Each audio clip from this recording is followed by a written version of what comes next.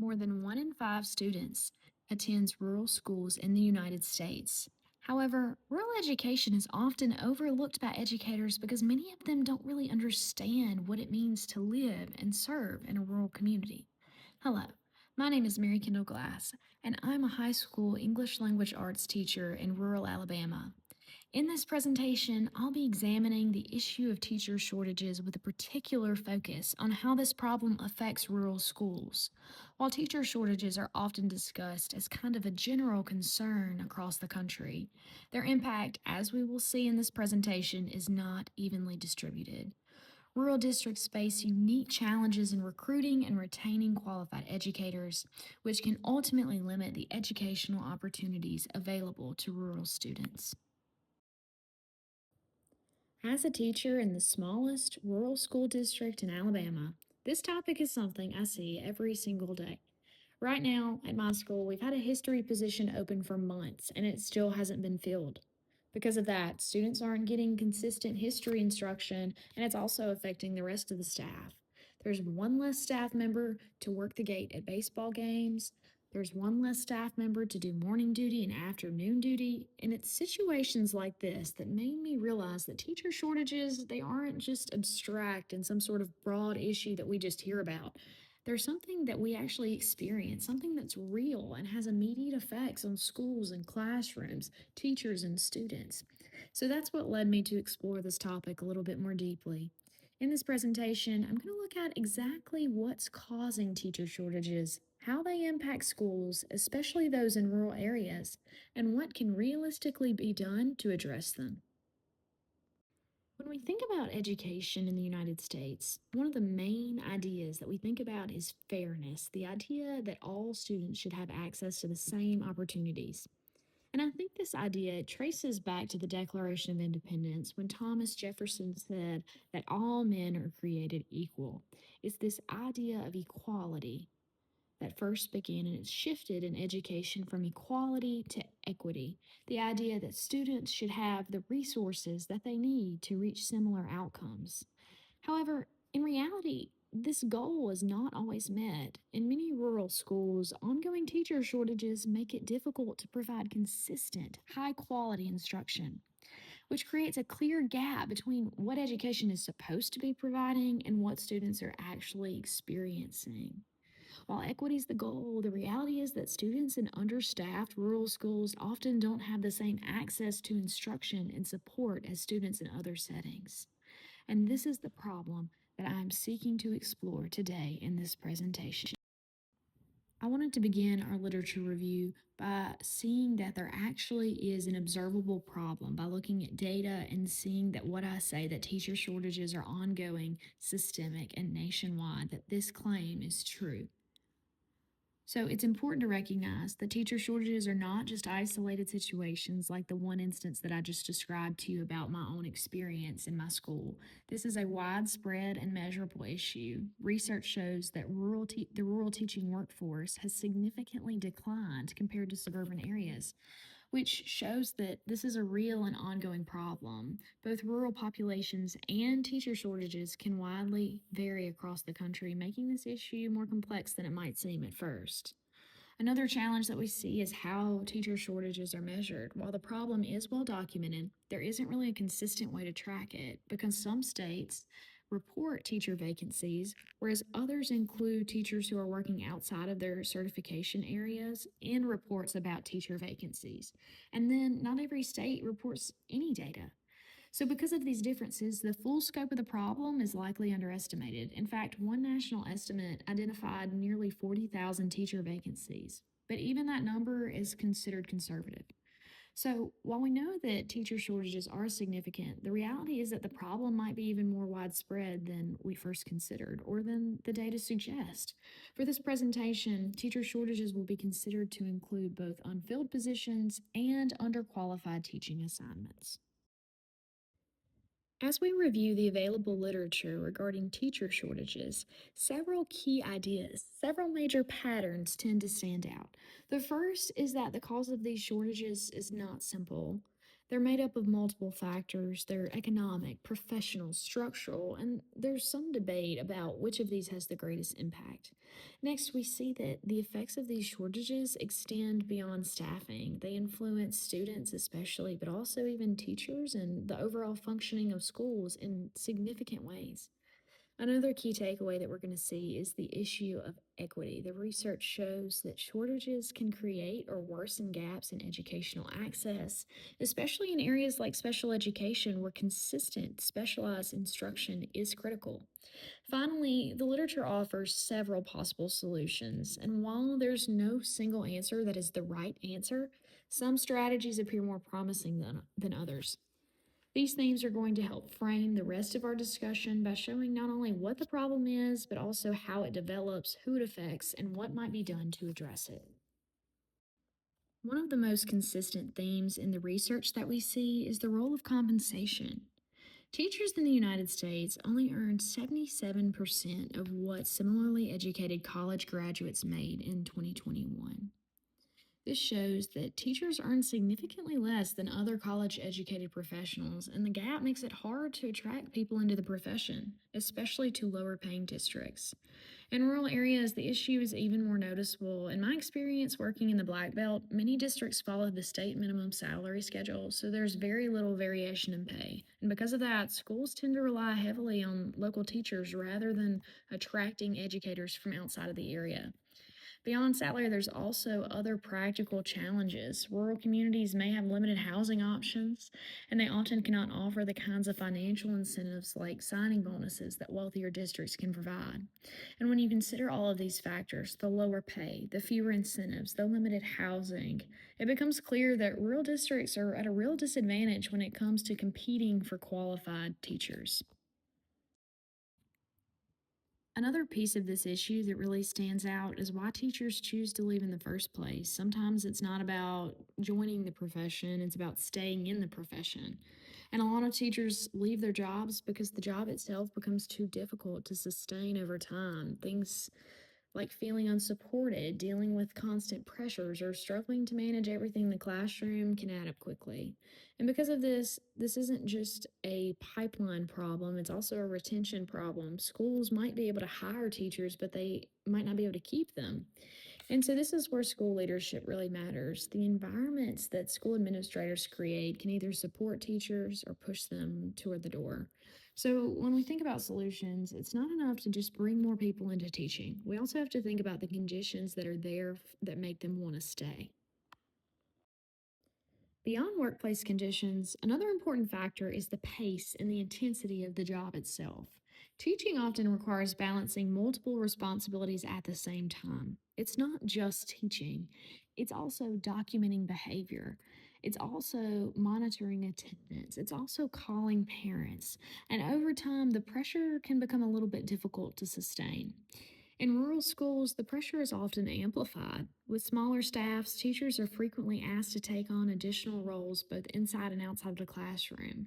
And from my experience, that can mean stepping into things that go well beyond teaching. For instance, this past year, I was tasked with single handedly planning the school prom. Even outside of rural settings, teachers are reporting higher levels of stress than in previous years, especially relating to managing student behavior and meeting increased school expectations. And when that level of stress keeps going, it can lead to burnout, not just dissatisfaction, but exhaustion that makes it hard to continue in the profession. And when teachers reach that point, many opt to leave, adding to the already limited workforce. Now that we've identified the problem, we've seen that it really exists and that the literature supports it, and we have identified some of the root causes of the issue, we can begin to look at the havoc that the problem wreaks on students. So, one of the biggest issues is that in rural schools, we see that the use of multi grade classes, and this is when students from different grades are taught together. While this can help schools kind of manage their staffing gaps, it also creates new challenges for both students and teachers. From what I've seen, it can be difficult to manage the needs of multiple groups at once. For instance, a class might include students who are at completely different points in their education, but they're still expected to move at the same pace through the course. This can lead to inconsistencies where some students might finish earlier and others might continue working beyond that point, which makes it hard to ensure fairness and continuity in instruction. Even outside of multi grade classrooms, research shows that teacher shortages can lower the overall quality of instruction and make it harder for students to stay on track. So, in this way, teacher shortages directly shape the learning experience students receive. Nonetheless, perhaps the greatest challenge of all is the equity gap that teacher shortages presents.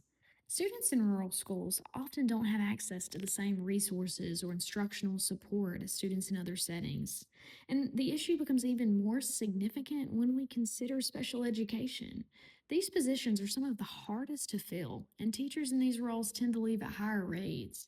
At the same time, though, rural areas often serve a higher number of students who need this specialized support, which creates a situation where the need is greater, but the availability of qualified teachers is more limited. And because of this mismatch, students with disabilities are especially affected. They may not receive the consistent instruction that they need to succeed. In this way, teacher shortages deepen existing equity gaps between rural students and students who are in urban and suburban contexts. And also, and perhaps even to a greater degree, they deepen equity gaps between students who already require additional support and general education students. So at this point in our discussion, we know that the problem exists. We know what the general causes of the problem are, and we know the challenges that the problem creates. The question then becomes, how do we solve the problem? And so, the first potential solution that the literature reveals is to provide financial incentives to attract people into the profession. For many potential teachers, the cost of entering the field and the salary once they're in can be a major barrier. And so, because of that, strategies like increasing pay, offering incentives, and even like reducing the cost of teacher preparation programs can make a significant difference. It's these kind of supports that can help make teaching more realistic and accessible for many people. Another idea that stands out is the possibility of making free teacher preparation programs. If teachers can enter the profession without acquiring significant debt, it could open the door for more people to consider teaching. These types of financial approaches make entering the profession more sustainable for many people, which is an important step to address the shortages. Additionally, paying teachers what they're worth, paying teachers commensurate with the level of education that they have, will undoubtedly help increase teacher satisfaction and decrease teacher dissatisfaction, helping teachers to stay in the field. Another approach that comes up repeatedly in the research focuses on recruiting teachers from within the rural communities themselves. One source calls these homegrown teachers. And what it means by that is it means these teachers are individuals who were raised in the same or a similar community in which they now teach. The idea is that the people who are already connected to these communities are more likely to stay long term. They understand the culture, the students, and the environment in a way that someone coming from the outside might not. And because of that, some of the most promising strategies involve encouraging local students to pursue careers in education and then return to teach in their own communities. This could include things like providing incentives or supporting students through preparation programs. This approach shifts the focus from trying to bring teachers from the outside of rural areas to trying to bring teachers from within, which might be more sustainable in the long run. The final main approach that comes up in the research is the idea that students are unprepared to teach in rural classrooms. And the reason for this is that most teacher preparation programs are designed with urban and suburban schools in mind. And so many new teachers graduate without ever being exposed to what teaching in a rural setting actually looks like.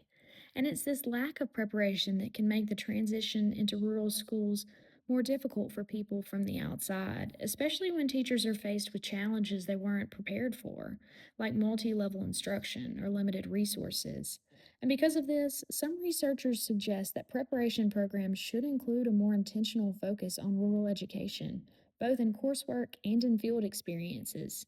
If future teachers had more opportunities to learn and experience the rural world, the rural teaching environment might not be so scary. They might feel more confident, better equipped, and ultimately it could help improve recruitment and retention in these areas. Going into this research, I wrongfully assumed that teacher shortages were affecting schools more or less equally across the country. But what became clear is that while the issue is widespread, it's not experienced in the same way everywhere. Rural districts, especially those with fewer resources, tend to feel the impact more heavily. So rather than being a uniform problem, teacher shortages are uneven and make them an issue of equity. Some students are simply more affected than others. As a teacher, that realization changes how I think about my job, about my role as a teacher. I may not be able to solve staffing issues on a large scale. I can't be in every classroom, but I can focus on what happens in my own classroom. That means making sure my students receive strong instruction and looking for ways to help connect them with extra support when I can.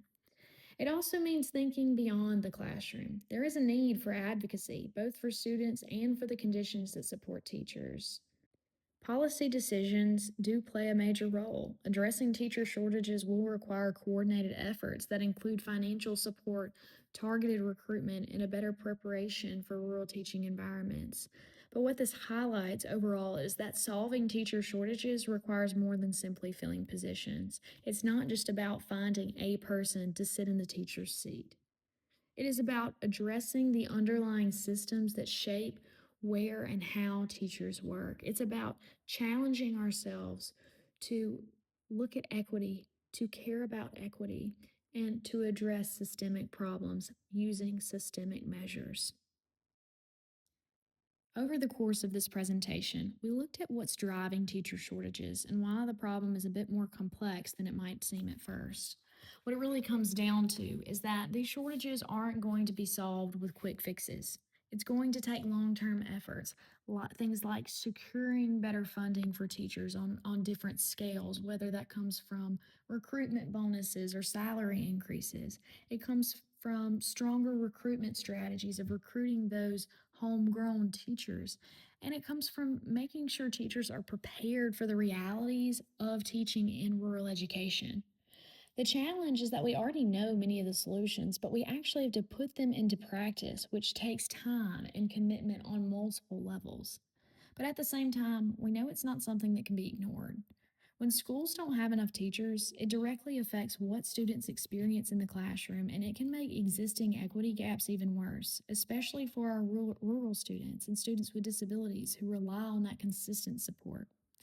The issue overall, it's really about access, making sure that where a student lives or the support that they need doesn't determine the quality of education that they receive. Thank you for listening. I hope you enjoyed.